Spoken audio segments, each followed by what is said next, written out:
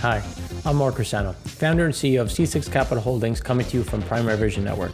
Today we're going to cover the EIA data, and we're going to break it into our normal parts of, the overview in segment 1, a deeper dive on refined products, and then segment 3 going into the global breakdown of what's happening in oil, refined products, with some of the Suez comments.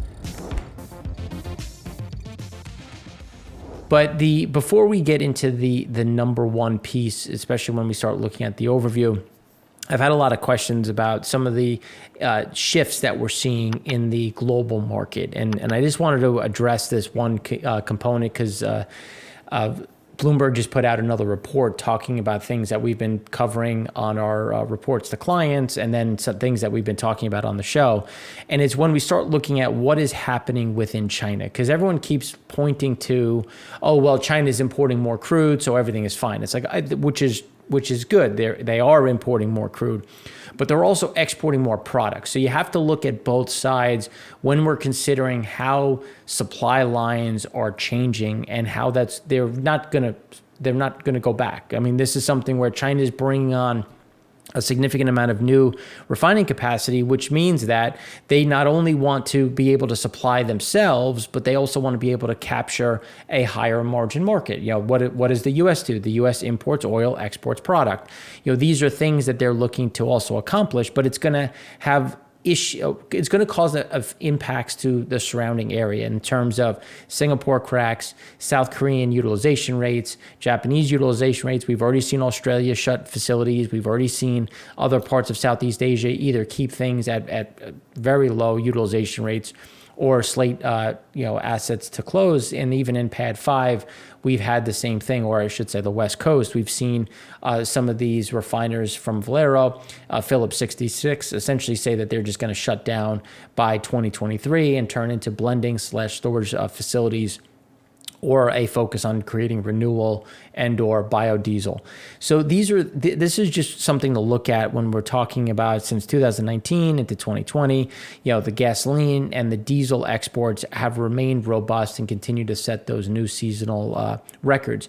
We will see this adjust a bit lower in April just because we're going to get that big increase in refinery downtime just on those turnarounds. So you will see that come down, but then again, we expect to see that another shift back up.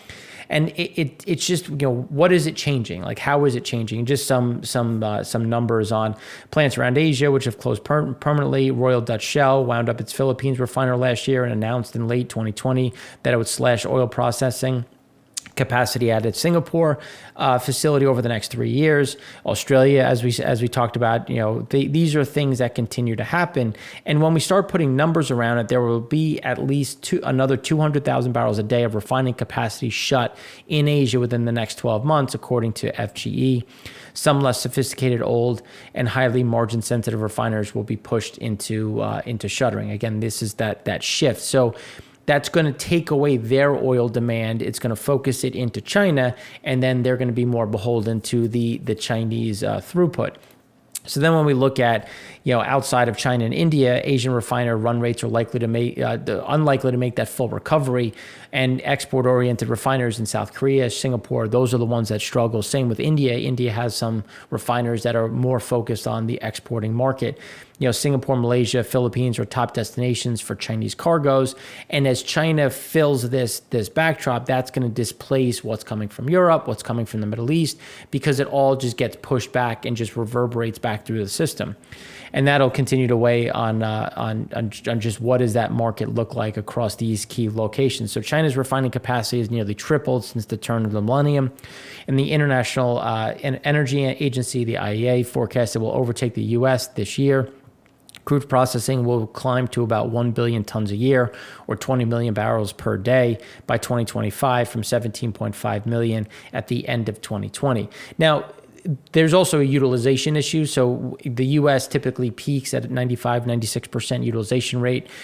China is usually closer to 85, 86. So again, these are things that, even though in theory by total they could eclipse the US, but it doesn't mean they're going to operate at that level, especially because some of these facilities are joint facilities with petchem attached to it. So when you're looking at throughput, it may be elevated, but when you look at the combined components, it may not be the same, especially when you start putting the US, when you start combining refining with petchem. So again, these are things that are very important, which is why we talk so much about what is happening with refining crack spreads, what's happening with the utilization rates, because this is the pressure that we just don't see coming off. Because as we were saying in 2019, when we started to get more bearish on the whole system, this was when we started to see this rollover. And as we cover in segment 3, time and time again, we don't see this adjusting anytime in the near future. And the one thing that we talked about on the Frac Spread show, but just wanted to reiterate, the amount of oil subsidies that were in 2019, they didn't go down in 2020 and or really 2021. And this is where we continue to see some pressure, because India, Indonesia, Saudi Arabia, China, Iran, they're capped on the amount they can continue to subsidize. So I'm not saying that they're going to take away the subsidies, but they can't really increase those subsidies without causing significant pain to their balance sheet. And their balance sheet is already stressed. They already have a funding deficit, so they have to go out to the debt markets, and increasing that would just be detrimental, given that they've already had to flip a bit more hawkish on the monetary side to try to keep some of that inflation in check. So again, these are things that are going to limit just how quickly we see some of the resurgence of demand, especially with an increase in COVID cases that have hit some of these key locations. So now shifting over into the U.S., when we look at the crude curve, for the most part, not much has changed outside of the front month. We're up about 34 cents or so just based on when we're filming. So it's really not much to say one way or the other. There was something for everyone in the EIA report. It was pretty much a net neutral, and then when we start looking forward, it's going to be, well, is this the turning point? Do we really start to see an acceleration? Is this something that is just more based on the seasonal norm as we come to the back end of spring break, Passover, and then as we head into the Easter holiday? So here, when we start looking at the curve, we've seen the back end of the curve get pressured a little bit more. But again, it's hard to really dictate anything outside of the first, year or two. So again, this is more of a hedging profile. And when we look at August of 2022, that's where we're trading out in terms of what is above 55. So not much. It's just a little bit of movement in the front month where we think we'll continue to see more pressure. But the OPEC meeting is right around the corner, and we'll talk about that more in segment 3. Now, when we look at the crude draw, you can see that we had a small draw of 880,000 barrels. It was, the API had a little bit of a build, but again, there's still that bubble that has to adjust, because the EIA has to match up, or the API has to make up for some of the differences. And when we start looking at exports, imports, that's usually when we start to see some of this disconnect. So we had a decline of 880,000 barrels. It was really driven by Pad 2 and Pad 5. And when we look at Pad 2, you had a draw of 1.42 million. And then when you look at Pad 5, it was 1.27. Now, Pad 5 is going to be the one to watch, because we do have crude coming back in. There we have the Valero's purchase ESPO. We have some additional cargoes coming through. So that's going to be one that's going to be interesting, especially given the amount of product coming in. Now, the one thing that we also wanted to talk about is production, where production just increased by 100,000 barrels to 11.1. And that's something that we keep talking about when we talk the Frac Spread show, and how activity is now back to 200. And when we look at what does that mean? Well, it usually projects 30, 60 days in advance, because this is where the rubber meets the road. This is when we're going to turn this hole in the ground into production. And that's why we look at frac spreads count so much, because if you drill if a rig drills a well, it could be a DUC for 6 months, a year, 2 years, 3 years. So that's why we want to get closer to the wellhead and understand where production is going to be. And then we had just net inflows of oil exceeded outbound shipments by about 1 million barrels a day, which is what we want to talk about when we look at what are imports doing, what are exports doing, and what is that timing delay, as we did have a big increase in exports, which is why the build in Pad 3 is a little concerning. but we'll talk about that when we get to it. Then when we look at just total land storage, you can see stockpiles fell by about 600,000 barrels week on week. And when you look at just where land storage is, you can see it keeps pushing closer to that 5-year high. And that's why we keep looking at what is happening in Europe, what is happening in Asia, because the U.S. is just meandering sideways, and it's going to be a big move as to the products that continues to get built in a lot of these different locations, because you have to draw down the product before you can start to see some acceleration in refinery throughput, which would then pull down some of this storage, and that's on the demand side. Obviously, the OPEC is trying to work the supply angle by trying to take some of the supply out of the market, but they keep getting hit with, that weakening demand in terms of just what is happening with COVID, what is happening with the underlying economy, and these are some of those friction points that we continue to try to talk about and work through. When we look at the fuel demand recovery, you can see China is essentially back to normal. Asia's come under a little bit of pressure. Europe, same thing, while North America is trending in the right direction. The Europe and rest of Asia is the one that we continue to talk about, because that's putting that additional product into the world, which even though North America is getting better, we have a plethora of product to absorb. And that's where we continue to see this friction, where we really need to see Europe picking back up to help kind of adjust some of this product. But we'll talk more about that in segment 2 and 3. When we look at inventories, you can see that we're essentially flatlined, and just based on that 29-year average, we continue to see a little bit of these builds. So there's really nothing to say one way or the other in terms of, is this good or bad, which is why it's kind of neutral. He had a small draw, nothing too aggressive.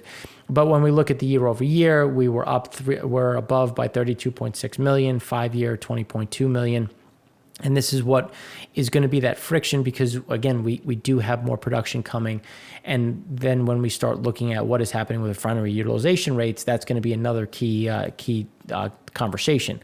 And then when we look at PADD 3, even though we did have a big increase in throughput on the export side, we did have a net build. We made the new seasonally adjusted all-time high. It's the highest for 2021.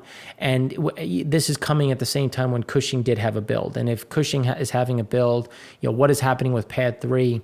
Because we did have an increase in throughput, but are we just getting that production that's starting to get stuck behind there? And when we start looking at exports, that's where we think there's going to be some of that overhang, especially when we start talking about Europe. Italy's expanded their lockdown till April 30th.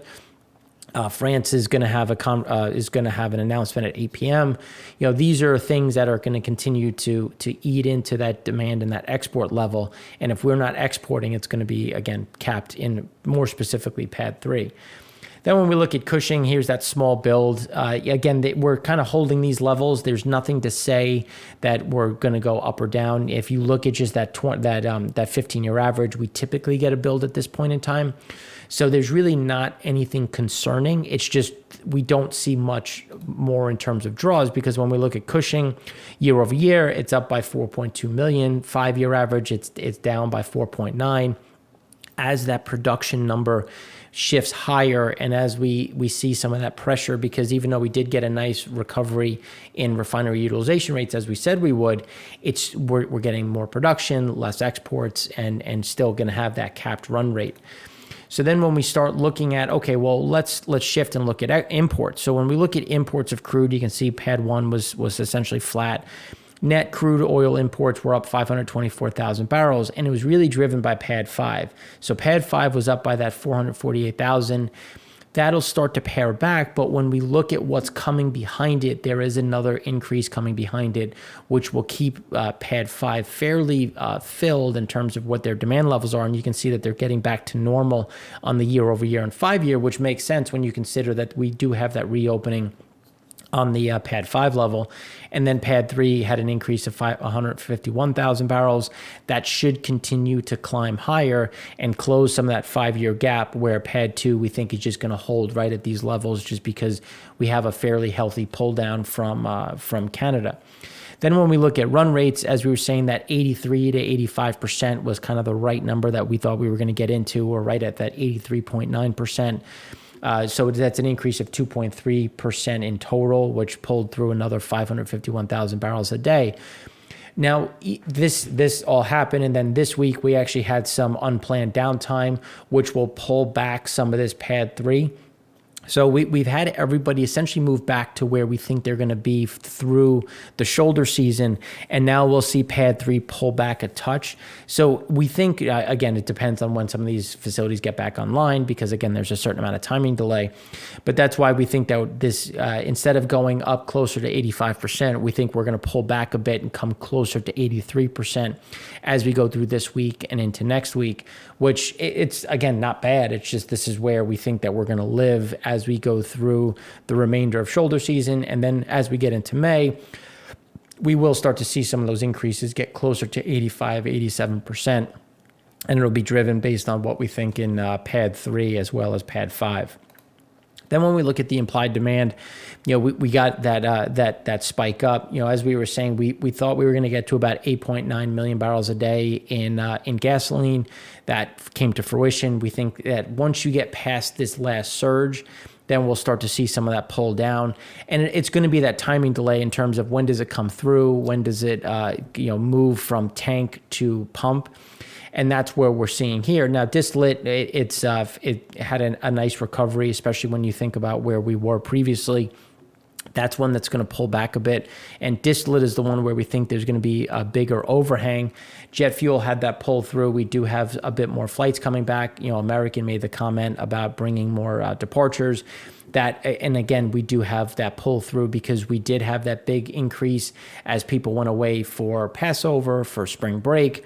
And now that we're starting to come on the other side, that'll start to normalize as we get into a quieter period until we get to Memorial Day. Propane, it's going to be, we're going to have a continuation in terms of just that demand, especially as we look in the export markets in general, which is going to be fairly strong. And then when we look at what happens going forward, we still have a big draw of gasoline coming from Europe into the U.S. So even though we believe that some of this gasoline demand is going to be fairly sticky, it's just there is a lot of capacity that's more than available to come through and reach our markets, especially when we start looking at Fujairah and some of these other locations, as we'll continue to talk over the next half hour or so. Then when we look at what is happening in floating storage, you can see that we had a small increase. That small increase will remain. We're just going to work towards the bottom of that cloud, especially as we have a bit more imports coming to the U.S., just trying to take advantage of some of the pricing. There's been some discounts in terms of spot cargoes. So again, these are things that are going to keep us fairly below the 5-year average. But again, back now, instead of below that cloud, really right within the bottom of it in general. And when we start looking at pad 3, this is syncing up with that increase in refinery run rates where our imports started to increase. Again, we're just not back to the 5-year average, but we're getting back to the bottom of the cloud. And we think that we'll get a little bit of a decline. There's a certain amount of fog that's hitting right now. It's impacted some of the LNG cargoes. We'll see this come down just a touch. And this is where we think there's going to be some of the steadiness, but again, not coming to the lows, but we're not going to continue to climb higher. It's going to take that pause as we have some of that timing delay. When we look at pad 2, it moved right along the 5-year average, kind of as we were saying. We think it's going to continue to trend higher and really average just above that 5-year average, just because we do have pad 2 pulling down that excessive amount. And then when we look at the utilization rate, you can see that we've closed that gap now. We're back to essentially now above where we were pre-freeze off. That's going to normalize a touch as we talked about, just because we do have some unplanned downtime, some disruptions. That'll take some facilities off for anywhere from 5 to 10 days, depending on the damage and if there is damage. Then we do have planned turnarounds that will start to come through. It's just that's why we think that we're just going to go sideways. And if you look at that 29-year average, we typically start to increase right now. And then we have that peak as we go into that July 4th weekend, and then we start to go sideways and then start to bleed off as refiners prepare for shoulder season. We just don't think that we're going to get that same type of increase just because of COVID, obvious demand situations, which we'll cover in more detail in segment 2.